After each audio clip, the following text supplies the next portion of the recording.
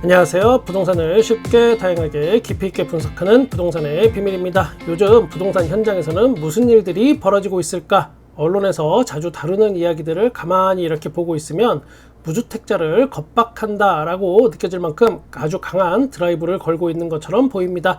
그 내용을 가만히 보고 있자면 좀 두렵기까지 합니다. 흡사 예전에 지금 집 안 사면 벼락거지 된다라고 하던 이야기와 비슷해 보입니다. 그 반면에 집주인분들의 호가 쌓기가 점점 심해지고 있기도 합니다. 현장에서는 우리 구독자님들이야 뭐 이제 다 아시겠지만 네이버 부동산 같은 데 올라온 그런 가격은 집주인이 팔고 싶은 가격, 즉 호가입니다. 요즘에는 집주인들이 서로 경쟁적으로 이 호가를 계속 높이고 있습니다. 앞서 이야기한 언론의 이야기에 발맞춰서 집값을 올리고 있는 것처럼 보입니다. 여기서 부동산의 비밀 한 가지를 또 말씀드리면, 집을 팔고 싶은 생각이 전혀 없는 그런 사람들까지 이제는 매물을 내놓고 있습니다. 물론 아주 비싼 가격으로요. 이 부분이 한국부동산원에서 발표하는 주간아파트 가격 동향과도 상당히 연관이 있기 때문에 전체적인 부동산 분위기에 또 영향을 미치기도 합니다. 아시겠지만 모든 아파트에서 매주 매매 거래가 실거래가 이루어지는 건 아닙니다. 거래가 없는 때에는 이 호가를 데이터에 편입시키기도 합니다. 그리고 그 지역 협력업체 부동산 사장님들께 전화로 동향을 물어봅니다.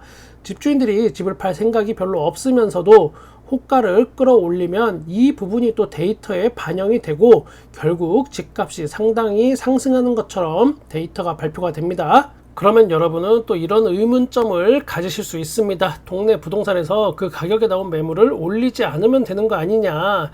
지금 뭐 평균 매물이 저층이 10억, 로열층이 11억 요 사이인데 뜬금없이 여기서 11억 5천만 원, 12억에 이렇게 매물을 내놓으면 이걸 거부할 수 있는 거 아니냐, 이렇게요. 그런데 그게 말처럼 쉽지는 않습니다. 일단 기본적인 관계는 집주인이 부동산 사장님들보다는 조금 더 기가 셉니다.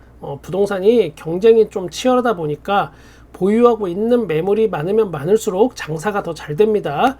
집주인이 값을 올리려고 팔리지도 않는 가격에 일단 집을 내놓는다고 해서 그걸 또 네이버 부동산에 올리지 않는다면 잠재적 고객을 옆집한테 뺏기는 경우가 돼버리거든요. 실제로 저도 이런 경우 집주인 속이 뻔히 다 들여다 보여도 속절없이 당하기만 합니다. 물론 이런 게 아무 때나 다 통하는 거는 역시 아닙니다. 하지만 요즘같이 이렇게 언론에 전폭적인 지원이 있는 이런 시기에는 또 이게 통하기도 합니다. 또 전세 사세요? 평생 내 집 마련 못합니다. 뭐 믿기지 않지만 이게 요즘의 부동산 관련 기사입니다. 제 눈에는 벼락거지라는 단어만 직접적으로 사용하지 않았을 뿐 뭐 별반 다르지 않게 보이긴 합니다. 이 기사의 내용 중에 제가 이해할 수 없는 부분, 이해가 잘 안 되는 부분이 있어서 여러분과 함께 좀 생각해 보고자 합니다. 1기 신도시 선도지구 사업이 연말까지 확정되면 내년부터 또 대규모 전세 수요가 발생하게 된다 라고 하는 부분이 있습니다. 1기 신도시 선도지구 지정이 올해 11월 달에 있죠. 선도지구 지정되었다고 이거 바로 철거해야 하니까 집 비워주고 이주해야 하는 거 절대 아닙니다. 제가 지난 영상에서 이야기했지만 정비구역으로 지정이 된 다음에 이주까지는 평균 6에서 7년 정도 걸립니다. 뭐 100번 양보해서 1기 신도시 특별법으로 온 나라가 뭐 분당, 일산, 평촌의 재건축에만 매달린다고 해도 어떻게 내년부터 대규모 전세 수요가 발생한다는 건지 잘 이해가 가지 않습니다. 이 기사의 결말은 이렇게 되어 있습니다. 지금 전세 자금을 대출받아서 갱신하는 것보다 서울이나 경기도 교통 호재 지역에 조금 비싸더라도 신축이든 구축이든 내 집 마련을 하는 시점이다 라고 이야기합니다. 결국 이 이야기를 좀 더 압축하면 어차피 대출받을 거 그 돈으로 차라리 비싼 집을 사라는 이야기입니다. 빚내서 집 사라. 제가 혹시나 제 마음이 좀 삐뚤어진 사람이라서 남의 이야기를 곡해하는 것일까 싶어서 이거를 몇 번이나 제가 똑같이 읽어봤지만 아무튼 제가 이해한 거는 빚내서 집 사라는 요런 뜻으로 해석이 됩니다. 그리고 이 기사는 모 대학교 부동산 관련 대학원 교수님의 주관적인 견해이며 해당 언론사의 편집 방향과 다를 수 있다라고 또 맨 끝에 살짝 적혀 있긴 합니다. 아무튼 이런 류의 언론 기사가 요즘 대세를 이루다 보니까 집주인들의 호가 쌓기는 당분간 계속될 걸로 보입니다. 요즘 현장에서 피부로 확연히 느끼는 거고, 이거는 2020년 말부터 2021년 중반기까지 이게 자주 나타나던 현상인데 2, 3년 만에 요즘 또 아주 강하게 제가 느끼고 있습니다. 이쯤에서 우리는 또 한 가지 의문점에 봉착하게 됩니다. 지금 서울의 아파트 가격이 4개월 정도 연속적으로 오르고 있는데 이게 부동산 대세 상승으로 연결될 것이냐, 요겁니다.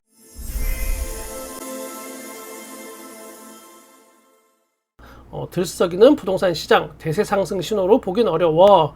요거는 일부 전문가의 의견을 한번 들어보면 각종 지표상 반등하는 추세는 뚜렷해 보인다고 진단을 했습니다. 그러나 이를 부동산 시장이 상승장에 진입하는 것으로 해석하는 것은 적절하지 않다라고 또 이야기를 했습니다. 이유는 서울의 아파트 가격이 오르는 거에 비해서 지방은 여전히 찬바람이 부는 양극화 때문이라고 이야기했는데, 정책이나 금리 환경 때문에 전방위로 주택가격이 올랐던 과거 부동산 폭등기와 지금은 달리 봐야 한다라고 설명했습니다. 지금 서울도 보면은 강남 4구하고 마용성 정도는 매매 가격이 움직이는 걸 느낄 수 있지만 서울 외곽이나 수도권은 큰 움직임을 느끼기 어렵습니다. 물론 전통적인 부동산 상승 코스는 또 있었습니다. 일단 강남 3구가 먼저 오르면 강동구나 동작구 그리고 강북 3대장이죠. 마용성이 따라서 오르고 그 다음 분당이나 판교 같은 일부 수도권 주요 지역이 올랐었습니다. 마지막으로 이제 노도강 같은 서울 외곽으로 가격의 오름세가 이어졌고, 그러면서 동시에 부산을 시작으로 해서 전국의 아파트 가격이 함께 대세 상승으로 이어졌었습니다. 과거에는 이게 그동안의 기본 공식처럼 부동산 시장에 다 통용되던 건데 지금은 마용성에서 딱 끊긴 상황입니다. 예전에는 이런 게 퍼지기 시작하면 한두 달이면 다음 단계 이렇게 넘어갔던 것에 비해서 좀 느려졌고, 지방은 지금 오히려 하락 중입니다. 특히나 세종시 같은 경우는 요즘 하락이 굉장히 심화되고 있습니다.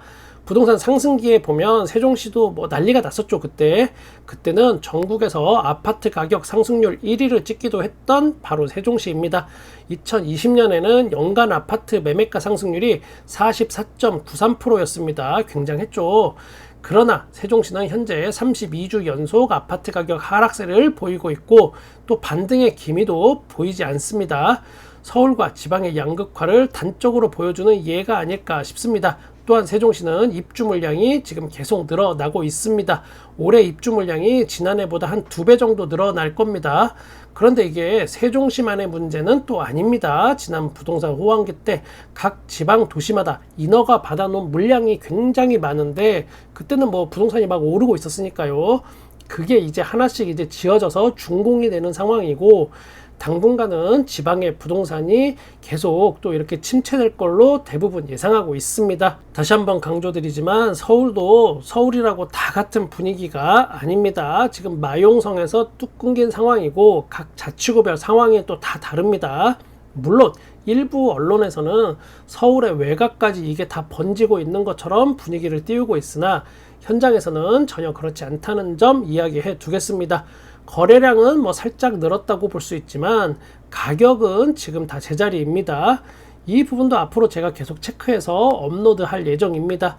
오늘 동탄역 대방 엘리움 더 시그니처의 특별공급 청약 신청일입니다. 아마도 많은 사람들이 여기로 몰릴 것 같고 높은 경쟁률을 보일 것 같습니다. 제가 올린 영상의 조회수만 봐도 이게 피부로 느껴질 수 좀 있습니다. 그에 반해서 서울의 성북구 장인 뉴타운에서 일반 분양하는 푸르지오 라디우스 파크는 영상 조회수가 좀 많이 떨어지네요. 물론 여기는 청약까지 아직 일주일 정도 더 남은 상황이라 좀 더 지켜봐야겠으나 높은 경쟁률이 예상되진 않습니다. 지금 조회수를 볼 때는요. 아무래도 그런 이유는 분양가가 좀 제일 문제가 되겠고, 이럴 때일수록 여러분은 묻지마 청약보다는 나한테 맞는 집인지 잘 판단하시고 결정하시길 추천합니다. 7월 9일부터 15일까지 쿠팡 와우 빅세일이 있습니다. 딱 일주일간 쿠팡 상반기 최대 프로모션이라고 합니다. 요게 여러 가지가 있지만 그 중에 눈에 띄는 거 브랜드 빅세일도 눈에 띄네요. LG 가전제품 냉장고도 있고 노트북도 있고 에어컨도 있고, 참 요즘 장마철이죠. 이거 제습기도 있네요. 저희도 요즘 꿉꿉할 때는 제습기를 많이 활용합니다. 에어컨에 제습기 기능이 물론 있지만 그것만으로는 약간 부족한 듯한 그런 느낌이 들기도 합니다. 많이 꿉꿉해요. 저는 여러분의 뽀송뽀송한 가정을 항상 응원합니다. 저는 여러분의 부동산에 끝까지 함께 하겠습니다. 구독과 좋아요 감사합니다. 부동산의 비밀이었습니다.